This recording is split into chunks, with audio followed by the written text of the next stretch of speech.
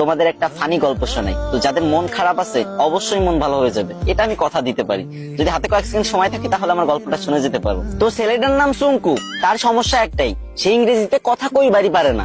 কিন্তু ম্যাডাম তো রেগে মেগে পুরো আগুন। সুঙ্কু, তুমি যদি কালকে ইংরেজিতে কথা বলা না শিখতে পারো, না শিখে আসো, তাহলে কিন্তু তোমার খবর আছে। তো সুঙ্কু তো ম্যাডামের এই কথা শুনে ভয়ে ভয়ে বাড়িতে গেল।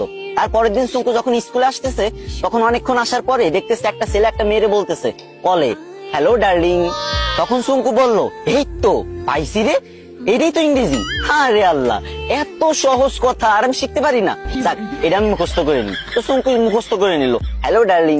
চুঙ্কু ভাবলো রাস্তাঘাটে মনে হয় মানুষ ইংরেজি বলে সবাই, তো এবার থেকে যার ইংরেজি শুনবে সেটাই মুখস্থ করে নেবে। তো চুঙ্কু আর একটু দূর আগে যাওয়ার পরে পার্কের ধারে একটা মেয়ে একটা ছেলের বলতেছে, সেট আপ ননসেন্স। তো চুঙ্কু বলবো, এই তো আর একটা ইংরেজি পাইছি, সেট আপ ননসেন্স। এটা শিখে নিল।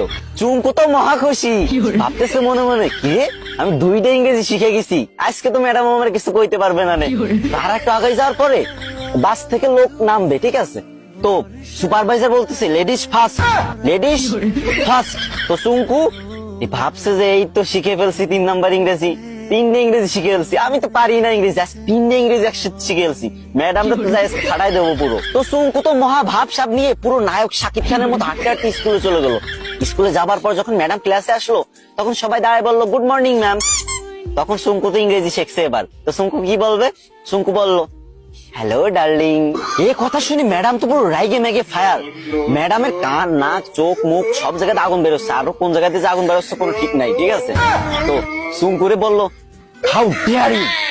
চুঙ্কু বলছে, সেট আপ ননসেন্স। ম্যাডাম তো এবার পুরোই রেগে মেগে হট, বলছে, চুঙ্কু চলো প্রিন্সিপালের কাছে, আজকে তোমার খবর আছে। এদিকে চুঙ্কু বলতেছে, ম্যাম লেডিস ফার্স্ট।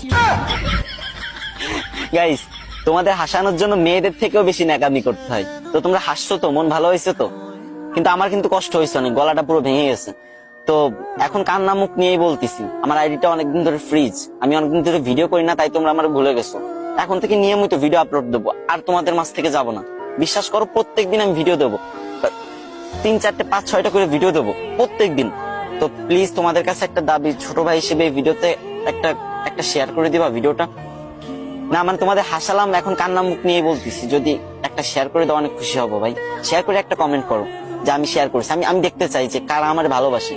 যারা আমার ভালোবাসো প্লিজ একটা শেয়ার করে একটা কমেন্ট করো, বেশি শেয়ার করা লাগবে না, একটা প্লিজ।